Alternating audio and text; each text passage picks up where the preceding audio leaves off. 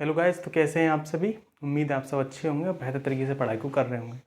जैसा कि आप जानते हैं, हम पढ़ रहे हैं यूपी ट्वेल्व पैट के लिए पॉलिटी, और पॉलिटी में हम पढ़ रहे थे 1773 के रेगुलेटिंग एक्ट के बाद से लेकर 1892 तक के एक्ट कंप्लीट कर चुके हैं।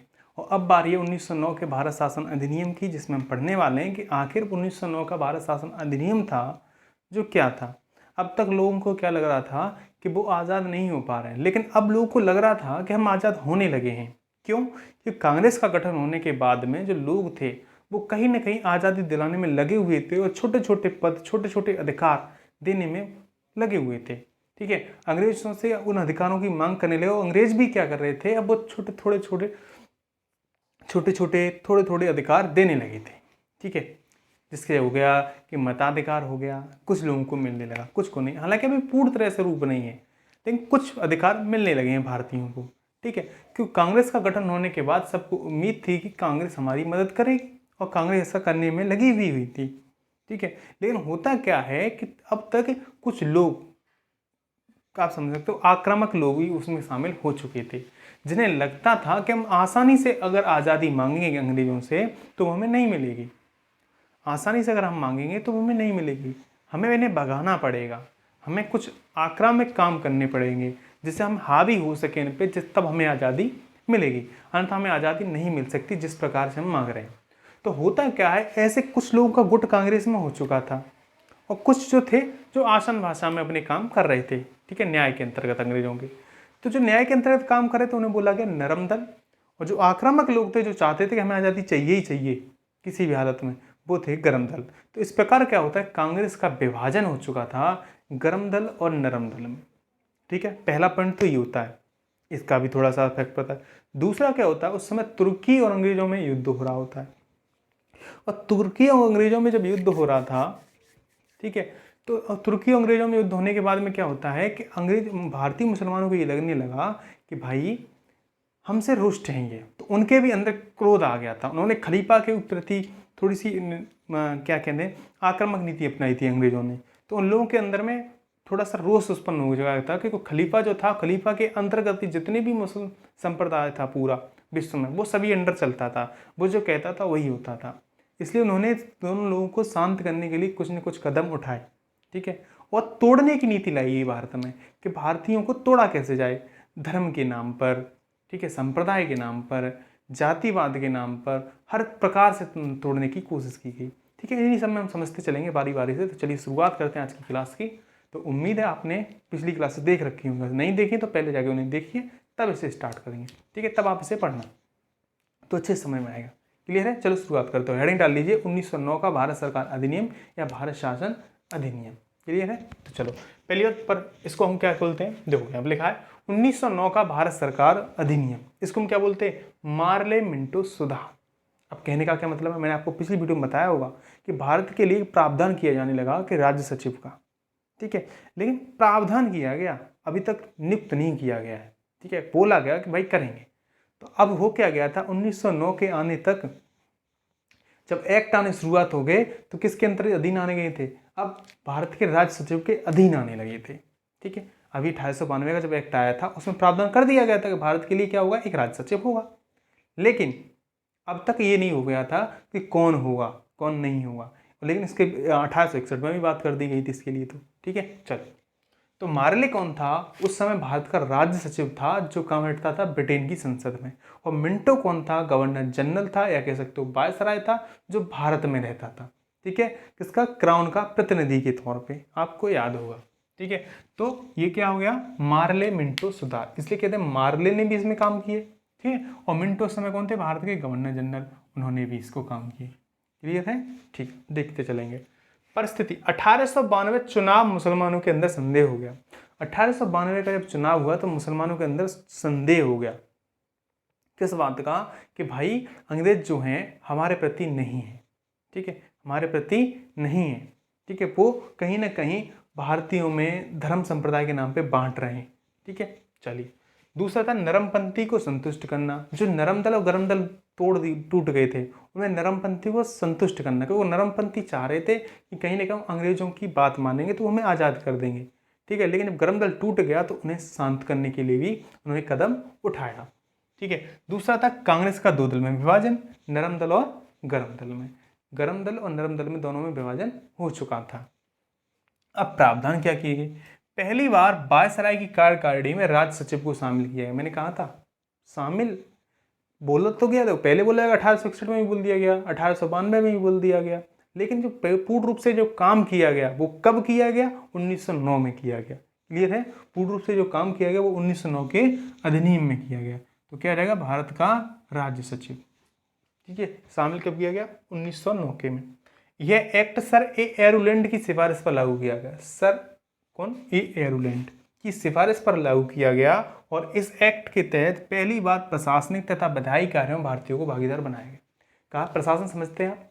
शासन अलग होता है प्रशासन। प्रशासन जो IAS PCS अधिकारी काम करते हैं, ठीक है, और आप समझते हो शासन जो मंत्री नेता वगैरह काम करते हैं वो होता है शासन, और प्रशासन, ठीक है, जो अधिकारी लोग होते हैं।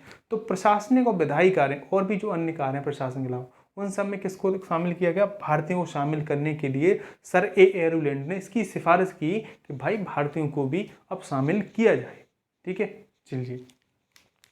प्रशासनिक कार्यों में प्रथम सदस्य शामिल सत्येंद्रनाथ सिन्हा को किया गया।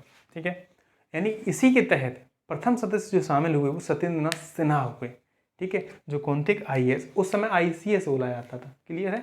IAS, सत्येंद्रनाथ सिन्हा।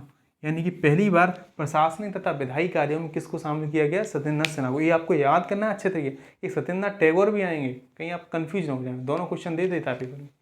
ठीक है, आगे केंद्रीय विधान परिषद का नाम बदलकर औपनिवेशिक विधान परिषद कर दिया गया। अब देखिए, जो CLC होता था, पहले मैंने बताया था आपको पिछले एक्ट में, केंद्रीय विधान परिषद, ठीक है, केंद्रीय विधान परिषद था, उसको और क्या क्या नाम बोलते? भारतीय केंद्रीय विधान परिषद भी बोलते थे। उसका नाम क्या कर दिया? औपनिवेशिक विधान परिषद कर दिया, क्योंकि ब्रिटेन का औपनिवेशिक क्षेत्र बन चुका था भारत, इसलिए क्या नाम कर दिया?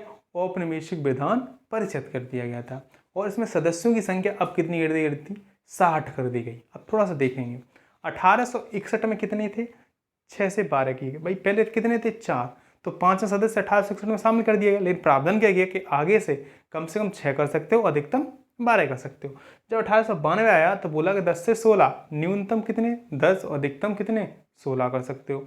वहीं जब 1909 का आया तो कितनी कर दी गई? इसमें 60 सदस्य कर दिए गए। अब कैसे कर दिए? क्योंकि भारतीयों को भी शामिल किया जाने लगा था, इसलिए। ठीक है, आगे देखिए, सदस्यों की संख्या कितनी कर दी गई? 60 कर दी गई, निर्धारित की गई। ठीक है, जिसमें सरकारी कितने पद रखे गए? 28, और गैर सरकारी कितने रखे गए? 32। तो ये आंकड़ा भी आपको याद रखना है कि 1909 के अधिनियम में कितने गैर सरकारी पद थे और कितने सरकारी पद थे। तो सरकारी कितने? 28, और गैर सरकारी कितने थे? 32। मुसलमानों के लिए पृथक निर्वाचन मंडल, ये सबसे भीषण, ठीक है, साबित होने वाला था। ठीक है, यही मैं मानता हूँ कि कहीं ना कहीं इसी ने तोड़ने का काम किया था भारतीयों को। पृथक निर्वाचक मंडल या सांप्रदाय निर्वाचक मंडल, ये मोस्ट इंपोर्टेंट है। ये क्वेश्चन पूछा भी जाता है कि पहली बार पृथक निर्वाचक मंडल की व्यवस्था कब की गई? पृथक बार सांप्रदायिक निर्वाचन मंडल की व्यवस्था कब की गई? मुसलमानों को अलग से निर्वाचन मंडल कब बनाया गया? ये सब की बात, कोई सा भी क्वेश्चन आ जाए, कौन सा आंसर होगा? 1909 का अधिनियम होगा। ठीक है, तो 1909 में क्या हो गया? पृथक निर्वाचक मंडल, यानी तोड़ने का काम यहीं से स्टार्ट हो चुका था कि अंग्रेजों ने क्या किया? भारतीयों को तोड़ने के लिए, जातिवाद के नाम। अभी पहले तोड़ रहे हैं किसके नाम पे? हिंदू मुस्लिम के नाम पे, फिर और धर्म ऐसे तोड़ते चले जाएंगे। फिर दलितों का भी एक मुद्दा आएगा आगे, तो दलितों को भी तोड़ने की कोशिश, लेकिन गांधी जी ने दलितों को कुछ प्रकार से शांत कर दिया गया था। ठीक है, आगे पहली बार प्रत्यक्ष निर्वाचन को अपनाया। निर्वाचन पहली बार प्रत्यक्ष हुआ, लेकिन उसके जो परिणाम आए वो भेदभावपूर्ण थे। ठीक है, केवल जनता को दिखाने के लिए प्रत्यक्ष था, लेकिन कैसे परिणाम आए? भेदभावपूर्ण आए। ठीक है, आगे देखेंगे, पहली बार प्रत्यक्ष निर्वाचन को अपनाया गया तथा मताधिकार प्रदान किया गया, परंतु मताधिकार के आधार भेदभावपूर्ण थे। मताधिकार के आधार कैसे थे? भेदभावपूर्ण थे, और KM मुंशी ने इसका विरोध किया। भेदभावपूर्ण कैसे? इधर देखिए, मैंने लिख रखा है, मताधिकार किसको प्रदान किया है? जिसकी एक निश्चित आमदनी हो, जो राजस्व देता हो, ठीक है, जो किसी सम्मानित पद पे हो, वो क्या करेगा? मताधिकार का प्रयोग करेगा। देखिए लिखा है, मताधिकार किसे दिया है? निश्चित आमदनी वाले को, राजस्व जो भुगतान करता है, टैक्स देता है, और सम्मानित किसी पद पे है उसे। ठीक है, इसलिए KM मुंशी ने इसका विरोध किया कि मताधिकार केवल विशिष्ट लोगों को मिल रहा है और लोगों को नहीं मिल रहा है। ठीक है, विधायी परिषद में सदस्यों से वाद विवाद, बजट व प्रस्ताव, पूरक प्रश्न पूछने का अधिकार दिया गया। देखिए, जो कानून बनने का काम आता था उसमें क्या किया गया, प्रश्न पूछ सकते हो। पिछली बार क्या हुआ था, पूछ सकते हो, जवाब दे या न दे, कोई पूरक प्रश्न नहीं करोगे आप। अब ऐसा नहीं था, कहा पूरक प्रश्न कर सकते हो आप। ठीक है, आगे बोला बाद बजट पर प्रस्ताव, बजट पर केवल प्रस्ताव ला सकते थे लेकिन मानने लायक नहीं था। पूरक प्रश्न पूछने का अधिकार, परंतु मताधिकार का अधिकार नहीं है। मताधिकार का अधिकार नहीं है, आप वोट नहीं दे सकते उसमें। किसमें, विधायी कार्य में। ये वोट किसमें था, निर्वाचन में।